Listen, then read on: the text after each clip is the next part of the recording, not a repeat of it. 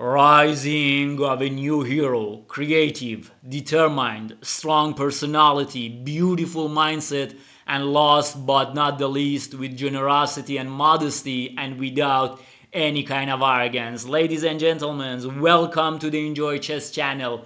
In this video, we are going to see a strategic masterpiece in a clash between two of the best in the chess world. In one side of the board, we have the greatest of all time, the GOAT, the unbeaten Magnus Carlsen. And in the other side, we have a great chess player from Uzbekistan, the one that might be able to create differences in chess, and he might be able to beat the unbeaten Nodirbek Abdusattorov. This game is played in a freestyle chess, in Fischer random chess in Germany that played yesterday, and we're going to see a game which pieces are placed randomly in the first rank, and as you can see, this is very creative chess. Players can no longer rely on their theoretical knowledge and their memory, so players should play on their own from the first move. Nodirbek has the white pieces and Magnus Carlsen has the black. This marvelous chess game kicks off with pawn to f4. Abdusattorov wants to control the center and open up his bishop. Carlsen plays g6, opening up his bishop. g3, f5, we have symmetry in the position. Abdusattorov plays pawn to a4. He wants to expand on the queen side and bringing out his queen from the corner. And here, Magnus Carlsen decides to break the symmetry with knight to f6. But I guess a5 was a better idea. He plays knight to f6, and here we go. Abdusattorov plays pawn to a5. Look at this monster bishop on this long diagonal, and look at this poor queen. White threatens a6 in some positions, and Magnus says, okay, I'm gonna trade my bishops.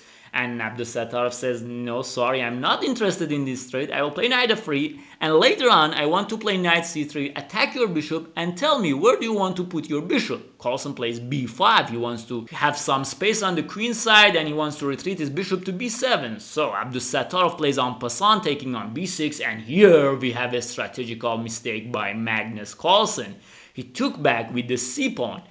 Any professional chess player knows that he should take back into the center and he should take back toward the center, but Magnus decides to not play a takes b6 in this position. I guess after a takes b6 he was afraid of something like knight c3, and after queen takes a1, rook takes a1, the bishop retreats, and probably white gonna play rook a7. He has great control over the center, and Magnus was not really enjoying that position, and he says, okay, I'm going to take c takes b6. I know that it's a strategical mistake. My a7 pawn will be weak and my pawns are not great after all, but this c line is open. I'm gonna attack your queen. I will bring out my queen and I have enough compensation. Okay, Abdusattorov says, okay, I'll play knight c3, move your bishop. He moves his bishop, and here we have a brilliant positional move, queen a2. Abdusattorov shows his brilliant understanding of chess. He wants to double up on the A line and attacks his opponent's weaknesses.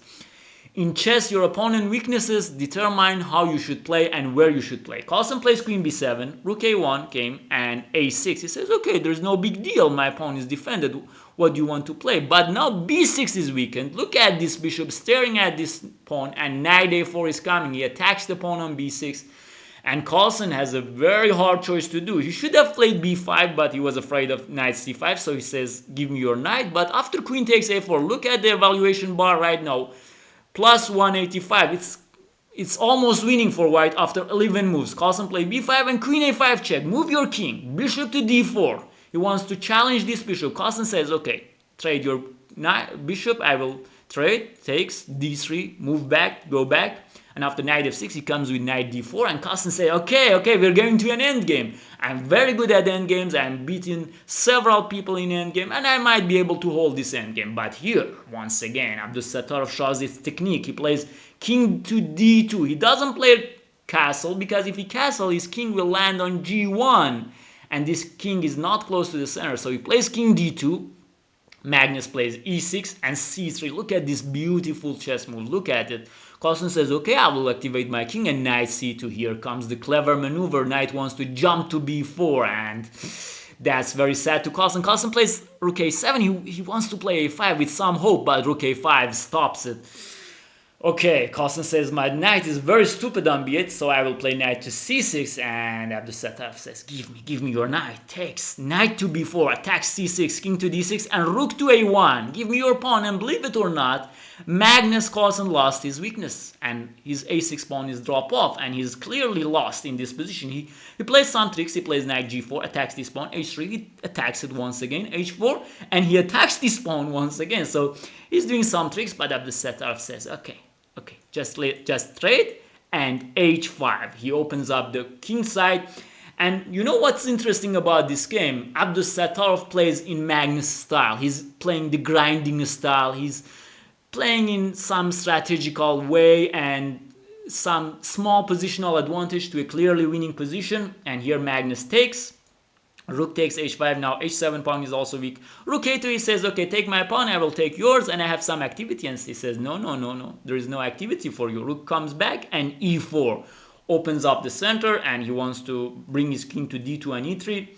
He plays rook g7, he wants to, okay, give me your pawn. No, I will play prophylactic move, rook h3, defending this pawn. c5, he wants to have some dynamics in position, king d2, c4, give me your pawn. Clearly winning for black, king to c5, but king f3, and here he wants to activate his rook from h6 or h5, so Carlsen plays rook d7, he wants to activate his rook, e takes f5, rook h5, and here we have rook d3 check, king g2, rook d2 check, and the only mistake in this game by Abdusattorov is this king h3 move that he played. He should have played king f3 in this position, and after rook d3, king e2, rook takes g3, and after rook takes f5, check, white will came back to h5, and he has a very good position. It might be winning, and if black plays his best move, he might be able to save the game, but it's very hard to save that game. But Abdusattorov plays, okay, king h3, rook takes b2, and as you can see, the evaluation bar drops off. Rook takes f5 check, king d6. Now Carlsen is back in the game, rook e5. He wants the problem for white now is that black wants to play rook c2 and plays rook takes c3, so he plays rook e5, so he wants to defend the pawn with rook e3, but Carlsen played a clever move. He wants to play rook d3, so if rook e3 came, now rook d3 will win for black, okay, win the pawn at least. So he plays rook e4, attacking it, king to d5, rook back to e7, he wants to give check and attack this pawn. Rook d3, rook takes h7, rook takes... Black takes on c3, and here white has two pawns, and black has only one pawn, but this pawn is closer to be queen, so black has enough compensation. White plays king to g4, activating his king, and he wants to push his pawn. And here is the critical moment of this game, and Magnus Carlsen should decide where to put his rook. It's clear that black should move his rook to create space for his pawn to push. So where to put his rook? To put it on e3 or to put it on d3? Magnus Carlsen plays the more intuitive move. He plays rook to e3 to create some space for his king. Maybe d3 is not a very good square, so he plays rook e3, but rook d3 was the better move, and we will see it later on. So he plays rook e3, and as you can see, the evaluation bar doesn't show great difference. It says, okay, this move is draw, but it can't understand it at low depths. We will see it later on. White plays rook to d7 check, king c6, and a very clever move, rook to d4, the only winning move in this position to attack this pawn. And here Magnus Carlsen plays c3. Actually, the evaluation bar shows that c3 was the mistake and black could have saved the game, but it's a mistake. It says that king c5 was better, but after king c5, white will play rook d8, and engine says black should play c3, and it will be basically the same position as in the game. So in this position, Carlsen plays c3, Abdusattorov plays f5, king c5, rook d8. So there is no difference. If he had played king c5 first, once again rook to d8, okay, c3 and f5. There is no difference, and the game is already lost. So he plays c3, f5, king to c5, and after rook d8, white wants to go behind the pawn. He plays rook e4 check, and after king to h5, rook e5, white plays pawn to g4. He wants to push his pawns to be queen, king c4. And he is very clever. He wants to block the checks by rook c5. He wants to push, and if rook c8 check, rook c5, but white will retreat, and after c2, rook c1, king d3, white plays king g6, and after king d2, he takes on the pawn, and f6. These two pawns are far enough pushed, so they'll be gonna queen very soon. Black plays rook e3 to go behind the pawn, g5, king d3, wants to activate his king, f7, rook f3, and after king g7, king e4, g6. Magnus Carlsen resigns because he cannot play king f5 because it blocks his rook. So in this position, if he plays king e5, white will just simply play f8, rook takes f8, king takes f8, then g7, g8 will be queen. So Abdusattorov won a very nice game against Carlsen, the legendary Magnus Carlsen. Let's go back and see where was the mistake by Magnus Carlsen. In this position after king g4, Magnus Carlsen plays rook to e3. He should have played rook d3, and it's a very hard move to find because after rook d7, now he can play king c5 and there is no rook d4 anymore. This is the difference, and after rook c5, rook c7, he came back.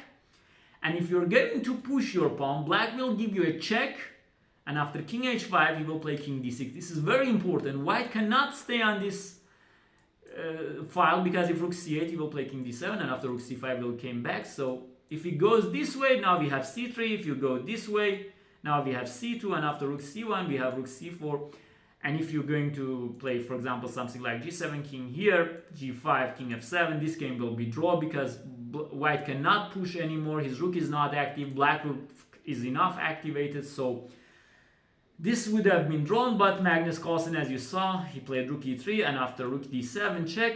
If he plays king c5 here, we have f5, and white have a free move. The rook is not on d3. When the rook was on d3, white should have given another check, so there were some differences, but here black is completely lost because if he push f6, he cannot push anymore because of this move, and if he play king c4, something like f7, he will win this game. White will just come with king g5, g4, and this game will be lost. A very beautiful game by Abdusattorov. Right from the start, he plays a4, a5, opening up his bishop. Oh no, the bishop doesn't go that way. This way this goes, but this bishop was strong enough in this game. So I hope you enjoyed this game. This was a very fantastic game by Abdusattorov, and even he managed to win the first part of this tournament with 5.5 out of 7, and in the next round he will face Ding Liren. I hope I will be able to cover that game also for you, and I hope you enjoyed this video. If this is the case, please like the video and write your thoughts and comments below the video, and enjoy chess and life.